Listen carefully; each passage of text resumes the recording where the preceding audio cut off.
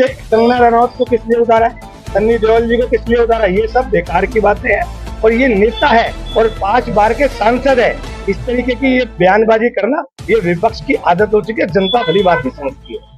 रविवार को कांग्रेस प्रत्याशी राज बब्बर कांग्रेस के वरिष्ठ नेता पंकज डावर के साथ गुरुग्राम के सबसे बड़े गुरुद्वारे में मत्था टेकने पहुंचे। यहां सिख सभा गुरुद्वारे के प्रधान एवं कमेटी के सदस्य और पंजाबी समुदाय से बड़ी संख्या में लोग एकजुट हुए और जिन्होंने राज बब्बर के नाम की अरदास करवाई। गुरुद्वारे में माथा टेकने के बाद प्रधान व सभी सदस्यों ने उनका स्वागत करते हुए उन्हें जीत का आशीर्वाद दिया। हालांकि इस समुदाय के लोग अब तक भाजपा के समर्थन में रहते थे, लेकिन जब से कांग्रेस द्वारा राज बब्बर को प्रत्याशी बनाया गया है तब से इनके बीच दूसरी ही हवा देखने को मिल रही है। इस मौके पर पंकज डावर ने कहा कि अब सोने पर सुहागा हो गया है कि जब खुद सिख सभा ने ही राज बब्बर को जीत का आशीर्वाद दे दिया है। इससे साफ है कि इस बार गुड़गांव लोकसभा में कांग्रेस बड़ा बदलाव लाने में कामयाब हो सकती है। वहीं दूसरी ओर राज बब्बर ने कहा कि जहां धर्म का द्वार हो, जहां रोजाना हजारों की संख्या में लोग अपनी मुरादें लेकर आते हों, वहां उस गुरुद्वारे के सामने कूड़े का ढेर लगता हो। जब यहाँ के नेता मंदिरों व गुरुद्वारे के सामने से कूड़े का ढेर तक नहीं हटवा पाए तो भला उन्होंने गुरुग्राम का कितना विकास किया होगा, इसका अंदाजा लगाया जा सकता है। वे विश्वास दिलवाते हैं कि केंद्र व प्रदेश में कांग्रेस की सरकार बनने के बाद वे एक बार फिर से नंबर 1 हरियाणा, नंबर 1 गुरुग्राम बनाने में अपना पूर्ण योगदान देंगे। देखिए, जब ऐसे पाइस ऐसी पवित्र जगहों पे आते हैं, वहां कुछ लगवाते नहीं, उनकी मर्जी होती है तो खुद ही लगा देते। यहाँ तो सिर्फ सर झुकाने के लिए आते हैं कि हमें हिम्मत देना, हम जो सेवा और कीरत और लंगर, जो 3 गुरु के जो एक मुख्य मंत्र हैं, उनसे यही मांगा कि सेवा करने का मौका देना और कीरत यानी काम करने का मुझे हिम्मत देना और सबके साथ में मिल बैठ के उठ सकूं। वंड खाओ अंड खाओ, इस नीति से चलने वाले इस बाबा गुरु नानक के दरबार में आके मैंने सिर्फ यही मांगा है कि मुझे इस लायक बनाना कि मैं लोगों के बीच में रह के काम भी कर सकूं और उनके साथ में मिलजुल के उनकी खुशियां बांट सकूं। देखिए, मैं बहुत ईमानदारी से बताऊं, मैं बहुत ज्यादा आंकड़ों से, स्ट्रेटजी से चुनाव में कभी नहीं जाता। मैं फील्ड का आदमी हूं, मैं मुंह उठा के चलता हूं और लोगों से कनेक्ट करने की कोशिश करता हूं, दिल से दिल लगाता हूं और उनके अंदर ये भरोसा पैदा करना चाहता हूं कि मैं सिर्फ आपके बीच में सिर्फ चुनाव के लिए नहीं आया, मैं आपके बीच में बसने के लिए आया।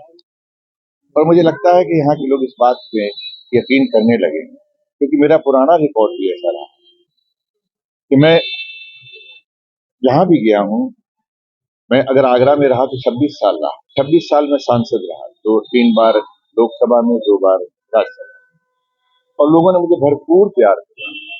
जो उन्होंने मुझसे कहा, मैंने ये परवाह नहीं की कि कौन सी पार्टी, कौन सा क्या, मैं लोगों के बताए हुए रास्ते और के बताए हुए काम को मैंने करने का प्रयास किया। और शायद सभी पार्टियों के लोग, मैं वहां ये नहीं, इसीलिए मैं कभी किसी पार्टी की बुराई नहीं करता, तो मुझे जिताने वाली सभी पार्टियों के लोग हैं। बीजेपी के लोगों ने मुझे वहां जिताया, फिरोजाबाद में मुझे बीजेपी के लोगों ने जिताया, आगरा में मैं बीजेपी के लोगों ने, तो वो तो सारी कॉन्स्टिट्यूंसी मेरे बाद अब वो बीजेपी ही है दोनों जगह। तो मेरा वो क्षेत्र जो था सुरक्षित हो गया था, इसलिए मुझे मेरी पार्टी ने यहाँ भेजा। सबसे पहले तो इस क्षेत्र के लोग जो है एक बात के लिए तरस गए हैं कि उनका प्रतिनिधि जो है, जो जनता चुन के भेजती है या गुड़गांव चुन के भेजता है, वो उनके साथ में इंटरेक्ट भी कर सकता है, कम्युनिकेट भी कर सकता है, उनके बीच में भी बात कर सकता है, बीच में रह सकता है। यहाँ जो सबसे बड़ा एक लॉस जो है पब्लिक का और पॉलिटिशियंस का, वही बड़ा लॉस है कि कम्युनिकेशन में, समझने और समझाने वाली प्रक्रिया में जनता अपनी समस्या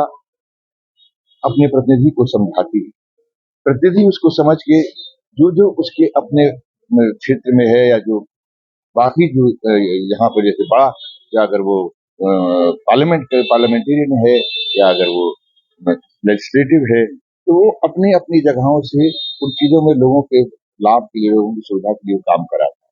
यहाँ ये लिंक गैप बहुत बड़ा रहा है।